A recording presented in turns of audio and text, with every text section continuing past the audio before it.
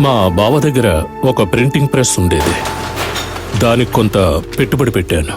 ఒకరోజు ఏమైందంటే ఆ ప్రెస్లో దొంగ నోట్లను ముద్రించడం నా కళ్ళారా చూశాను.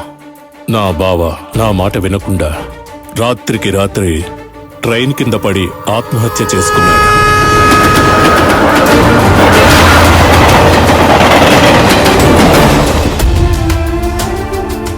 ఆయన శవాన్ని చూసి మా అక్కకు మతి భ్రమించింది.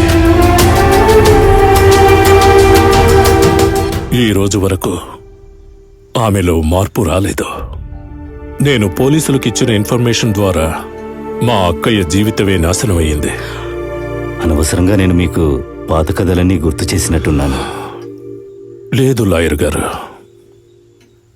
మనకున్న పరిస్థితులను, మనం వెళ్లే దారిని మనం ఎప్పుడూ మరిచిపోకూడదు లాయర్ గారు.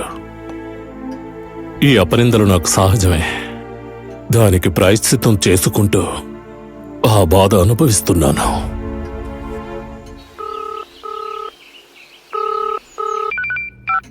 చెప్పు కృష్ణ. కాపాడు సూర్య, ప్లీజ్ సూర్య, కాపాడు సూర్య. ఏమైంది? నేను డబ్బులు ఇవ్వలేదని నన్ను ఎక్కడో కిడ్నాప్ చేశారు. చంపేస్తారు సూర్య, నన్ను చంపేస్తారు. నేను మాట్లాడతాను. వద్దు సూర్య, నువ్వే ఇక్కడికి రావచ్చు కదా. కాళీమాత గుడి దగ్గర ఉన్నాను. త్వరగా రా సూర్య, త్వరగా రా. రా రే బాబా. చెప్పు. సూర్య ఒంటరిగా చిక్కితే వాడి చెమడాలు ఒలుస్తానని చెప్పావు కదా. వాడు సింగిల్ గానే వస్తున్నాడు. ఎక్కడ?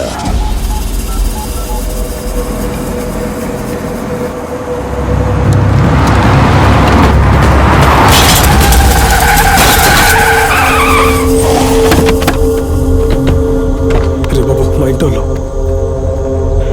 నా అమ్మ అత్తయ్య వాళ్ళందరూ ఉన్నారు. వదిలే. ఎవరుంటే నాకేమిట్రా పోరాయ్.